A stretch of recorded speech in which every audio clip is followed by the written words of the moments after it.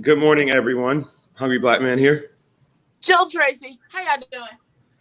And we, of course, this week is having a reduced show because Jill is taking over for one of her colleagues, James T, over at the radio station. So, you talk about everybody named but James. So, a much needed vacation. So I'm sitting in for him this week.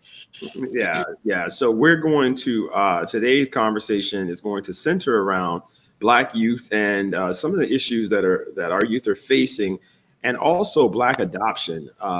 We decided this week that we were going to also hear from Jill some of the letters from the prisoners who wrote her, and we can probably do that on tomorrow.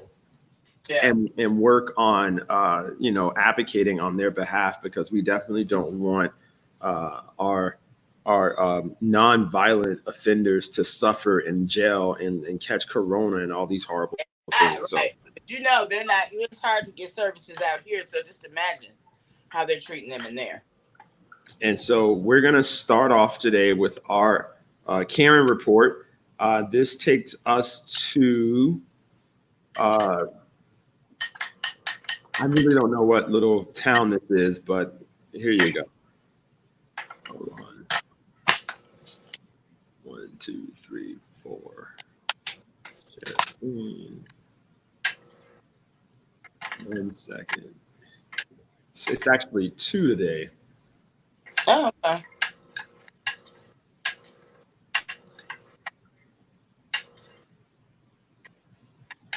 Yeah, so these people, for whatever reason, I didn't want to laugh, but it was like The Walking Dead here. Get your ass out my way. Get your ass out my way. Get your ass out my way. Get your ass out my way. What? Exactly. She's like saying that's her car, and then all these weird people started. What? Get the guy for me. And then get out the way, man. Other people stopped him. Max, call. Max, call.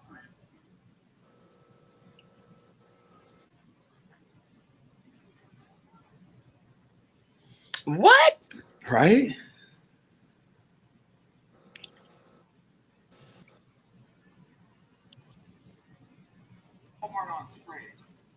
Is he calling police? I hope. Yeah.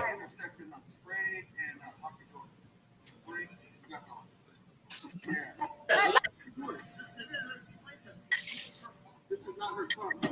This is not her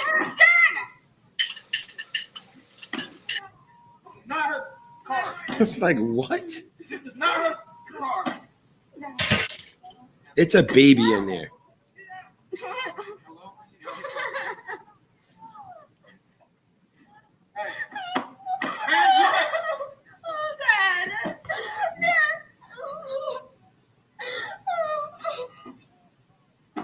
What? He opened her door. He opened the door. Yeah, look at these people. I would just drive over their ass. Oh my gosh! Oh my god! Oh my god! Dad! Oh my gosh! Oh my god! Okay, who is the baby videotaping? Yeah, the little girl. Oh, okay. See anything? They're using bikes to hit my car. They're trying to open my doors. I got 2 kids in the car with me. Look at this thing. What's wrong with these people? On the roof of the man's car? Because they're hitting my car and I feel threatened for my life. They said Oh my god! Oh my god! Oh my god! Oh my god! This is like a horror movie. That was like a horror movie. So what was the outcome? That was it. That was like a fucking horror movie. It was. So what happened? We don't know. He was in this really weird town, and some weird lady came up and was like, "This is my car." Yeah, it was real. Definitely real. And you know what? I'm going to follow up to see what happened. All right, here's our second Karen. This woman is going to definitely receive an Oscar. this was just crazy to me.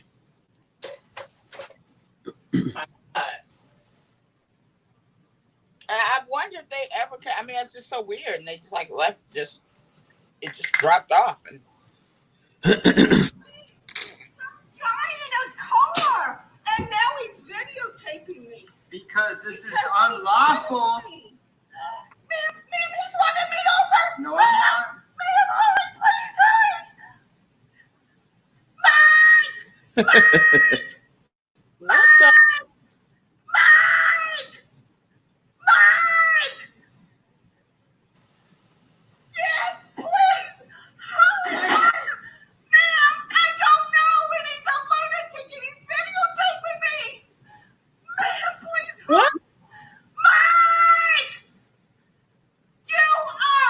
You're in trouble. How You're so? going to jail. How so? You're hurting me! How? You just ran over! Ma'am, please hurry! He just ran over and he's still moving! Please, ma'am! Please hurry! This is funny, but so I invite everyone, if you have never been to the Lynching Museum in Alabama, please go.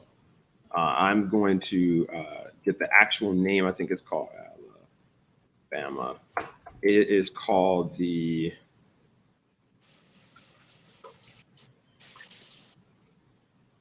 Legacy Museum from Enslavement to Mass Incarceration.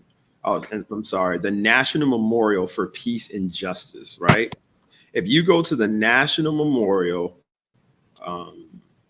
you will see the National Memorial for Peace and Justice. You will see such an incredible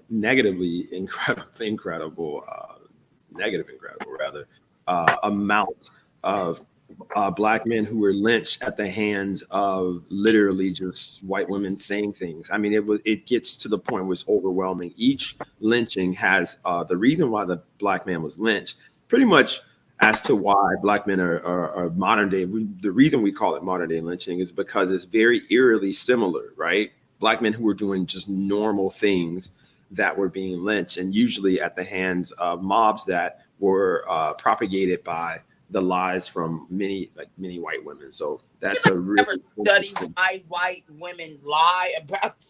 Like, is there's, you know what I'm saying? What is the psychology behind that?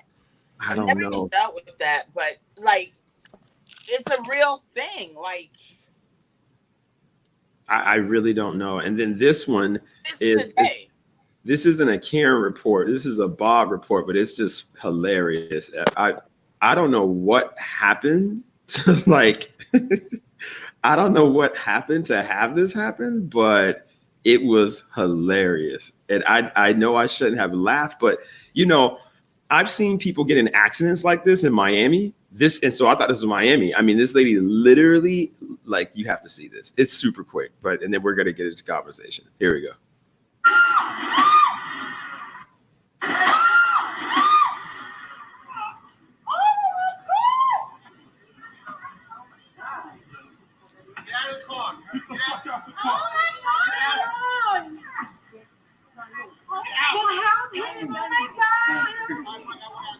Get out of the car! You okay? Crazy motherfucker! Get out, crazy bitch! Get out! Get out of the vehicle! You crazy motherfucker! I don't care. Get on the ground! Get on the ground! On the ground like me, you dog! Shoot her! Shoot her! Shoot her! Shoot her! God.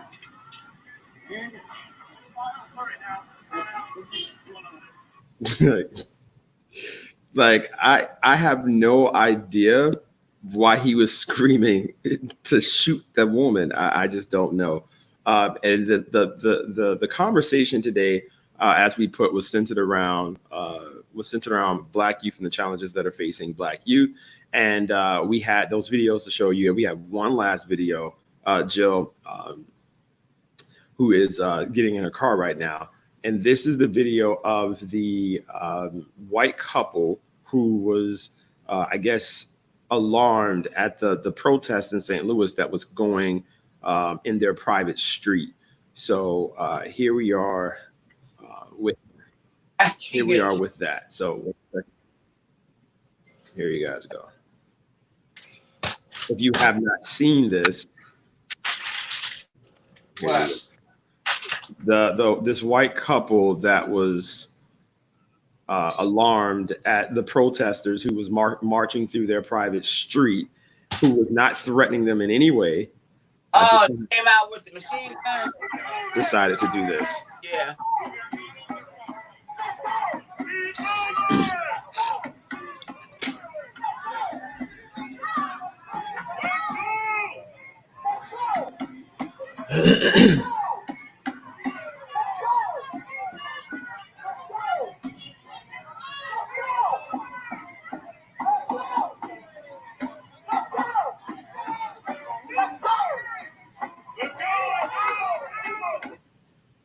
You know, when you see that, you really start realizing that so little has really changed. I mean, it's just these people are literally outside of what looks like a museum, but it's their house. And somehow. But you know, I think so much of that is, I'm going to be honest. So many white people have just shitted on, stole from black folks. And his black and brown people forever and ever, amen. And that is a guilty conscience. That all of that, like, they know that they have shit and stole and robbed from people to get all the shit that they got. And they just really waiting for motherfuckers to figure it out and come after them. That's what that is. Just like the father in the car was like, what is wrong with these crazy ass people? He didn't pull out a gun and go through all that foolishness. No, I think that's that white guilt that makes him go all the way there. I do not understand the whole white women thing with anytime they see a black man, oh my God, he's trying to kill me, he's trying to rape me, he's trying to, I still don't understand that. I don't know where that came from, because nothing in the history of this world that I have read was there a time that there was just a siege of black men raping white women. I'm sorry. I mean, I know somebody sent it to me. Hey, Natasha. Yeah, I think that Una said we have way too much humanity for our own good. Yep. I think that she's absolutely right. As far as, okay, they are so scared of what is happening right now. They don't know what to do. They know they're complicit in why it's happening. Yeah. Yeah. Those employees, you know, the black employee, they're doing the same job. The black employees making 30, the white employees making 45. You know what I'm saying? Those are the kind of people that make those decisions based just on, I'm not playing that nigga that kind of money. You know what I'm saying? So that's got to leave you with a conscience that one day they're going to find out and come after your ass. So, you know, we're going to get into, I'm going to read this report for you guys while Jill gets herself in the car to start out our conversation. One of the conversations that we're having that's strikingly, you know, really, really impacting Black youth are Black adoptions. Black adoptions are very, very complex, and I've seen very alarming adoptions taking place where Black children are placed in non-Black homes and they have ended up dead. They have ended up abused. They are literally adopting Black children and mistreating them. This is a massive problem. And so I wanted to share this report with you guys and have a conversation surrounding sort of youth issues over the next couple weeks, not spending the whole show there, but definitely giving you guys a window into, you know, really what's happening. And so this report that was compiled by a group that is an advocate group that was published on The World came out with this report. So I'm going to share it with you guys really quick. All right, babies. I love you. Good morning, everyone. All right. when it Mommy comes love to, you. when it comes to adoption, excuse me, guys. When it comes to adoption, Americans might assume that each child is treated equally, but research shows that darker skinned children are repeatedly discriminated against, both by potential adoptive parents and the social workers who are charged with protecting their well being.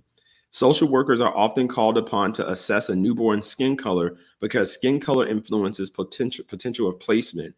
A 2013 NPR investigative report found dark skinned Black children cost less to adopt than light-skinned white children, as they are often ranked by social workers and the public as less preferred. According to the Washington University law professor Kimberly Jade Norwood, in the adoption market, race and color combine to create another preference hierarchy. White children are preferred over non-white when African American children are considered. The data suggests that there is a preference for light-skinned and or biracial children over darker-skinned children. As a social worker with an interest in social effect of skin color, I believe the social work profession must be held accountable for this discriminatory practice. Regardless of race, adopting parents prefer to adopt a light-skinned child. A 1999 study of the Institute of Black Parenting, a Los Angeles adoption agency, showed that as many as 40% of the African American couples expressed a preference for lighter skinned or mixed race children, regardless of their own complexion. Children who are white are slightly more likely to be adopted out of foster care. Of the more than 400,000 children in foster care waiting for adoption in 2017, about 44% were white, while the majority were children of color. However, those who were adopted with public agency involvement, 49% were white. According to the U.S. Commission on Civil Rights 2004 data shows that children with lighter skin were adopted more quickly out of foster care. While white children waited 23.5 months on average, Black children waited 39.4. In preparing for the paper of this subject, I found that a 1999 report from the American Civil Liberties Union, which conducted a court-authorized review of 50 adoption cases filed in New York City, they concluded that practices of social workers favored children with more Caucasian features. When social workers were asked about this, they contended that it was to insulate dark-skinned children from rejection. And finally, the report shows, and this is the part that really gets crazy. Finally, the report shows that it costs more to adopt a white child in the US than it does to adopt a Black child. According to NPR investigations, it costs about $35,000 to adopt a white child, absent legal fees. Meanwhile, to adopt a Black child, regardless of complexion, is about $18,000. That's heavy. $18,000. I mean, to a degree, shit, slavery still exists. That definition of slavery, pay for. I mean, I think that this is alarming. I think that it's a big problem, and Black kids are really suffering in the foster care system right now. Right now, in the state of Florida, there's about 18,000 kids. And so I wanted to ask the audience, what are your thoughts on adoption, and why do you feel that so many Black children are in foster care and not being adopted, and that we seem to get upset when we see that another race is adopting our children, but we're not adopting our children? So I wanted to get your thoughts on that. Someone said, adopting is inherently about preference. The reactive solutions is that Black and brown people need to consider adoption more. The proactive solutions include sex education and mental health in the Black community. If we build better families and communities, we could lower the amount of children in adoption area. I plan to start adopting later in life. Yeah, I mean, I think that, telling folks to, not have kids and when they're not ready for them is definitely something that's needed. However, We're talking about what can we do to intervene, right? Like that's a preventative measure, but the kids are already there. The babies are already there. I need to write a book. I need to write a book raising a Black man from a mother's perspective. My youngest is chocolate. I don't let anyone play games with him. He has to know who he is, what is going on. Yeah, I mean, he'll have less challenges because he's a male. Colorism doesn't affect it does definitely affect Black men in some respects, but it's really Not as much as women. yeah, it's really more prevalent in women. I mean, maybe as a baby, definitely as a baby, like babies are defenseless, but when it comes to like colorism, and what's really crazy, colorism is very, very, very powerful, and it's sad because it's a legacy of slavery. And thank God it's not as strong here as it is in the Caribbean, but it is an issue. It's almost like a non-discussed bias, but So Jill, what are your thoughts on that report? Well, I mean, it's quite disturbing. I think that I have to send it to me so I can read it because I missed some of it in the transition out the house. But I did not know that you can legally pay for children like that, like legally. I know about the under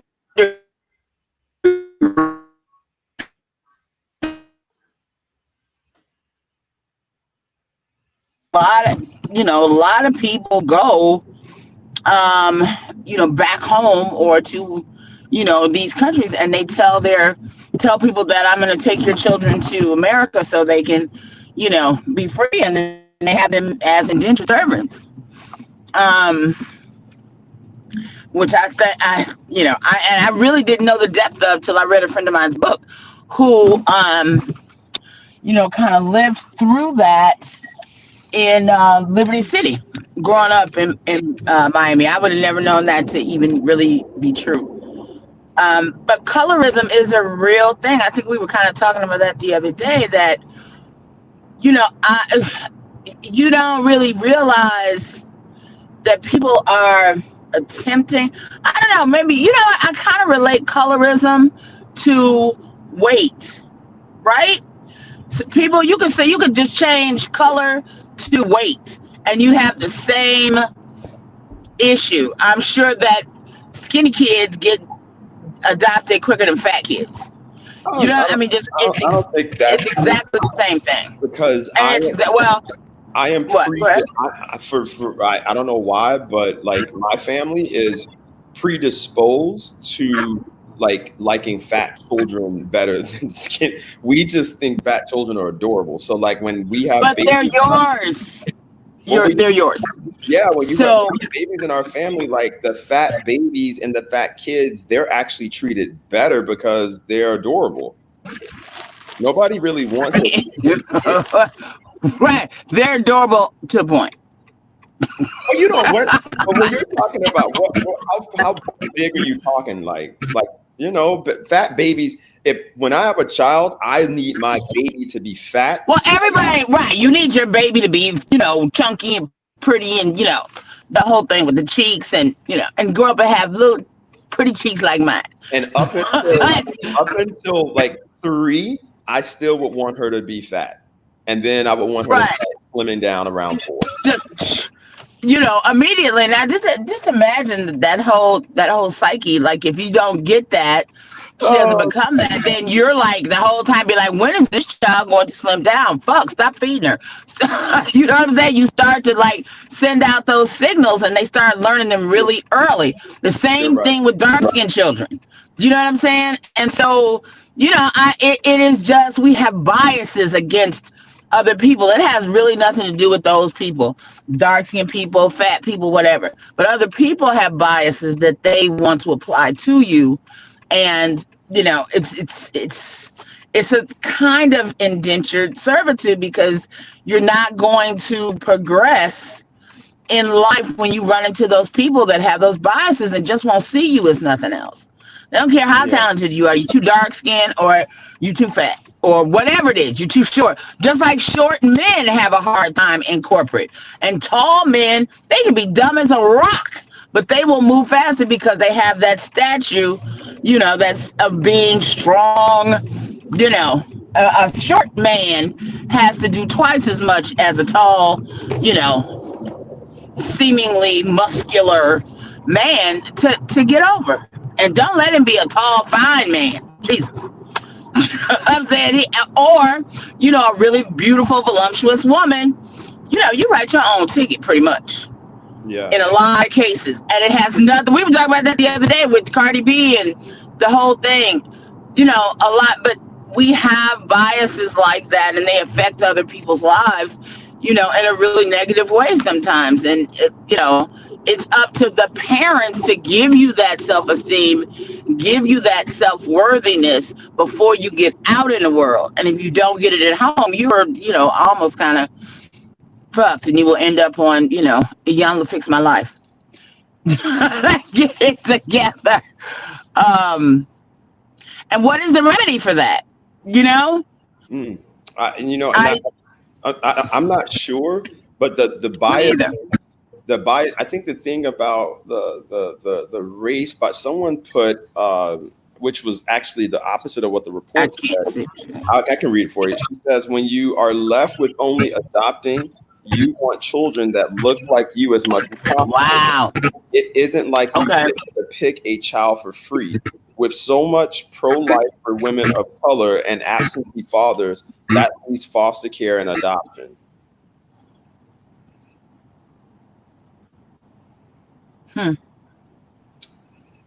Some parents think if they overfeed them is love, but they have health issues later.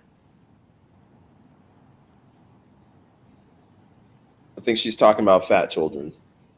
Yeah. You think when you say, Victoria, you said when some parents think if they overfeed them, it's love, but they have health issues later. I've seen, but that is a good, interesting point. Have you noticed that when you see two very overweight parents, that a lot of times they'll kind of like feed their child and make the child just as overweight? Yep. Why do you think that is? Because I have family members that have done that. Yeah, well, I think a lot of it just might be, I'm gonna really need people to learn how to drive. I think a lot of that might be as well that's how just what one of the whoever made that comment just said about they think it's love, because if they came up like that, then they want to do the same thing to their children. They want to show their children love in the same way it was shown to them. Fortunately, it was not, like for me, it wasn't tied to love so much. Feeding me was not really tied to love. I became fat on rebellion, I think, because, after, just like you said, when you get to that point, like about, 6, 7, and then everybody's like, okay, slow it down. You don't want to be a chubby teenager, and it just starts. It is continual. And then you just kind of have some kind of like, it's like whatever you don't want me to do, that's what I'm gonna do. And then you're, then you're fat and you struggle with it for the rest of, of your life. And, I think sometimes a lot of fat people I know, because we do all get together and talk. I should do that series again. I did a series called Confessions of a Fat Girl on Hot Talk a couple of years ago, where all the fat chicks got together. And we talked about it, and it was interesting that we all had very, very similar stories. Because at the same time, no, but I'm serious, but listen, at the same time, like once you get through those teenage years and you get to the college, then you got chubby chasers that all of a sudden show up. Yeah. You know what I'm saying? And then that was like that. Yeah. A lot of friends who literally that was what they would go when we would go to the club. Like they would find the prettiest fat. That was their thing. Pretty fat women. Yep. Yep. And so, you go through a lot of them guys, and, it just rarely ever, I mean, certainly not in my experience, has that been enough to marry or be in any long-term relationship, because it's like, okay, but bitch, what if I lose weight? Is that you're so invested in me being fat, and I'm so invested that as I get older, I got to get rid of this weight. My joints can't hold it. You know what I'm saying? And I'm gonna need you to help me work that out. This ain't gonna go too far if all you want is these thick thighs. But I mean, we all do that to each other. Men like blondes, or women like super tall men. I just avoided an iguana. When I tell you I'm in love with iguanas right now, but I digress. It's a whole nother story. We have to have another day. But yeah, I think, it does. At the end of the day, it comes down to preference for, I think when it comes to, interrelational stuff like that. But gravity just ain't your friend at some point. You know what I'm saying? I know a lot of people who are like, girl, I'm not trying to lose weight, or dudes that are like, chicks love a big dude. But, you and I have talked about it, and, the initiative that we're talking about, it's like at some point, it just becomes, a longevity conversation, because, yeah, that kind of gravity on your joints after so long, just, something got to give. So someone said, I truly don't think it's, Zan said, I truly don't think it's intentional. It's their diet and lifestyle choices. I'm overweight. My husband is overweight. Some of my kids were, but it was mostly through genetics. That plays a role. No one goes out deliberately wanting to be fat. I think that most people don't want to be fat, but food tastes so good, that's the outcome. Good morning, guys. Starks, when your friends chase the chubby fat girls, did they have good intentions? I mean, they had the intentions that everybody else has when they chase women. Okay. Right. You know what's really disappointing? The Shot. I've never seen it. So I never had Showtime. The show started out so positive, and your little friend from Moonlight is actually on the show. The little kid. Yeah. And the first season. What season is this? Whatever season they're on right now, it's awful. It's a whole one of the characters, Alex. One of the characters, I guess, got in trouble in real life, and so they killed him off in the first episode. But the show is just trash now. It is awful. I mean, it's raunchy. I don't see how you start a show for what can be good for kids, and probably a family show in the sense of like just kind of dealing with the dynamics of Chicago. And now it's just like this perversion. It's just all this like, it's just perverted. It's so perverted. What do you mean? I mean, what is the perversion? What exactly? Lala Anthony's in it. It's just every I would say every 15 minutes is gonna be either some raunchy sex scene or some like really weird sexual like joke. It was so, Jill, you gotta see it, and then like, it can't be because she's being Insecure is doing so well, and she's like, and Lena's like kind of digging in Issa Rae's Lady Pond for content. Yeah, even Victoria said it was terrible. It really, I like Joe. It went from good to bad. I mean, it I don't know who's writing for it. I could not. Lena Waithe. That's all Lena Waithe's project. But that's what I said about. I felt like, first of all, I never did really see exactly what the miracle of Lena Waithe was unfortunate. I mean, I like her. I think she's cool. I think she's done a lot of really good stuff with her career in Hollywood. But when I saw Queen and Slim, I was really disappointed. So I mean, just imagine Queen and Slim now wrapped up and made into a fucking TV and made into a TV show. Yep, that's.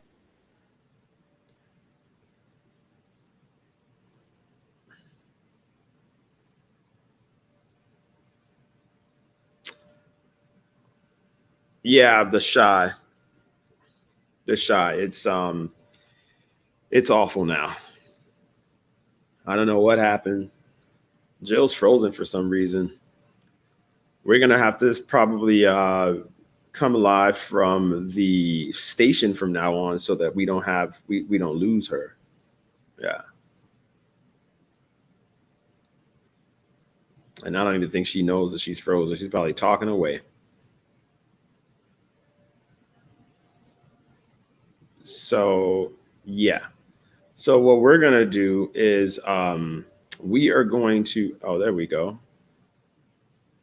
For some reason, sorry about this, guys. Yeah, so anyway, that show is trash now, but for you to I want to get your opinion on it. I want you guys to watch The Shy and then watch this season compared to the other seasons and tell me what you think. I really would like for you guys to do that. And I'm so sorry, guys. Let me see if I can get Jill back on. This is a bit difficult for us because she's on the move.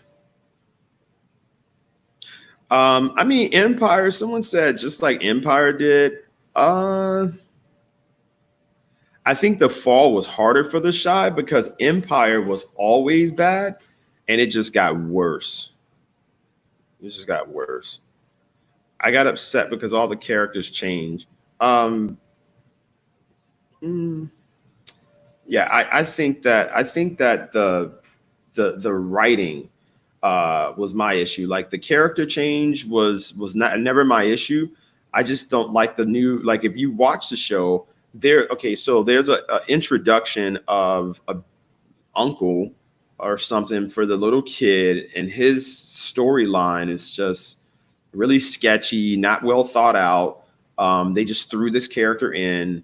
Now everyone's hypersexual. The mother of, it's just no good examples of Black relationships in the sense of like a wholesome family in that sense. Like it's just crazy. Like everyone has problems. And hello. My phone overheated. It's fucking, it is that hot already out here, y'all. My phone overheated and stopped working. Yes. I mean, I had not been in the car, 10 minutes? That's crazy. Anthony Malcolm said they are pushing the agenda heavy because their best character got kicked off the show. Plus, the other great actor didn't want to kiss the transgendered woman. Yeah, I heard that. Season 2. I hope he doesn't get blackballed because he's a really great actor. What was it? It was like somebody accused him of rape or something. What was it? I forgot what happened. No, the woman on the show, his girlfriend, she said that he was harassing her. Yeah, it was something like random. Then he had like a meltdown on a plane. Yeah, okay. He had some demons, but I mean the show is just I mean, but I just tried. I tried so hard, and I was looking forward to this season because I really don't have a lot of shows that I watch, and then that was a show that was a Black show that I was like, okay, but the problem that I had with the first season as well was just the narrative of like us being so flawed. Every relationship, every relationship in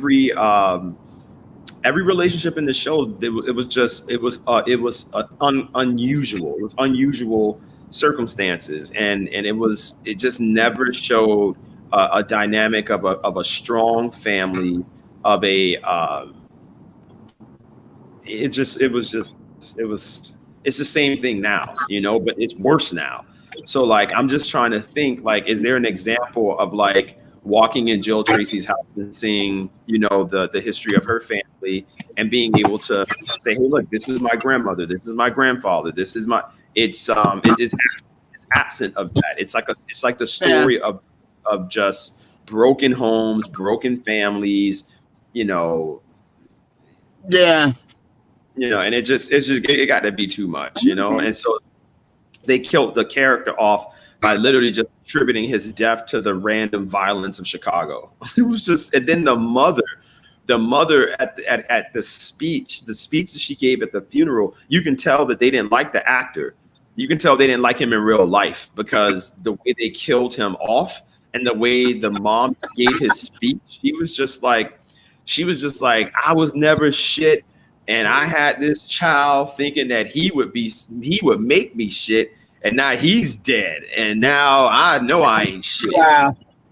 And the way she just was just mean and nasty. Someone came to go give their condolences, and she was like, fuck your thoughts and prayers. I don't need that. It was crazy. It was crazy. That was the character in the show. Yeah, it says, I love the child actors because they are truly funny and they made the child. Oh, no. Now, Anthony, their characters are like older and the writing's bad. I mean, it's just bad. It's just bad. I don't know what happened. Wow, that's too bad. Yeah, someone said she was wild. She was going crazy. Like, Joe, you had to see it. It was like, and then Lala Anthony, who's also a horrible actress, she's in it now. Yeah, we need to do like a series on the case of like Lala Anthony. How the hell did she get so famous? I just don't. I mean, no tea, no shade on y'all. Come on, mailman, you got to move. I'm gonna need y'all to get out the way. I mean, I think because what you said, like Lala Anthony was mad, like she was like, I mean, she's still attractive, but she was like really, really attractive back in the day.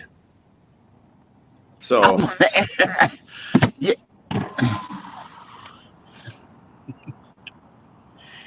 He'll sit there and talk forever. How you doing? You too.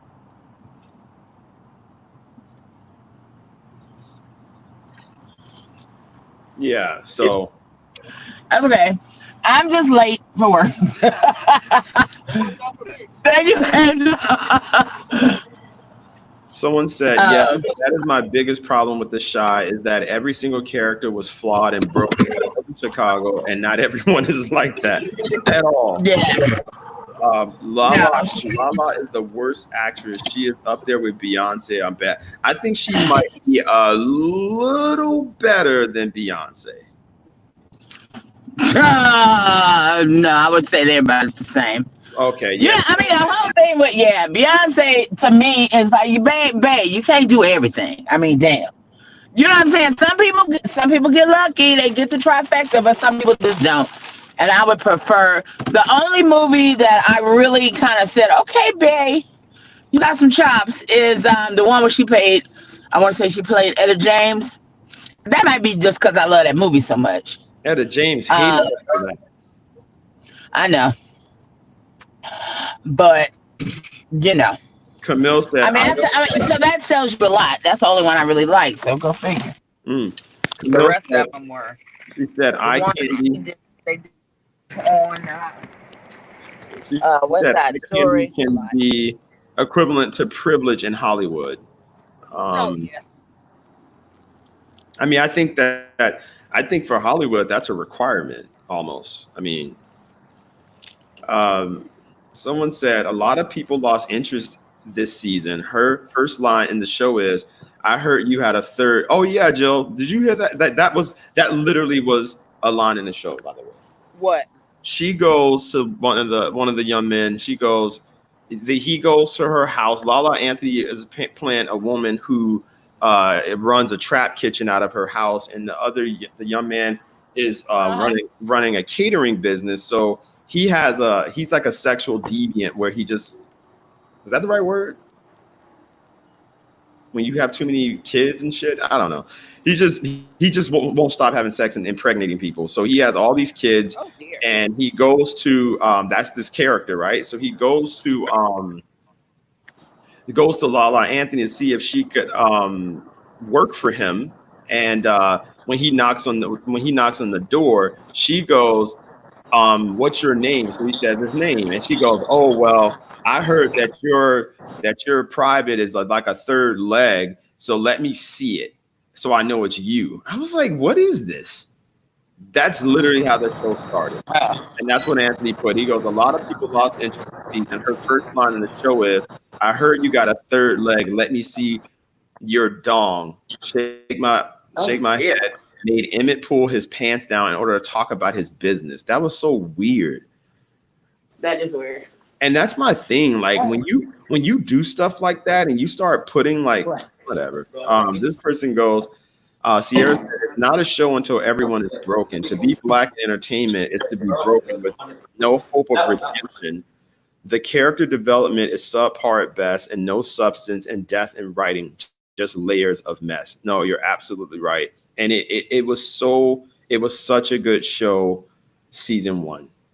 The character development, the kids made the show, and that was the thing that was so upsetting about the fact that they transitioned to this really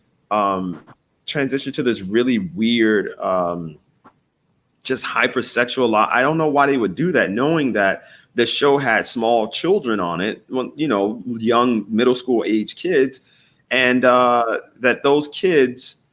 That kids would watch that.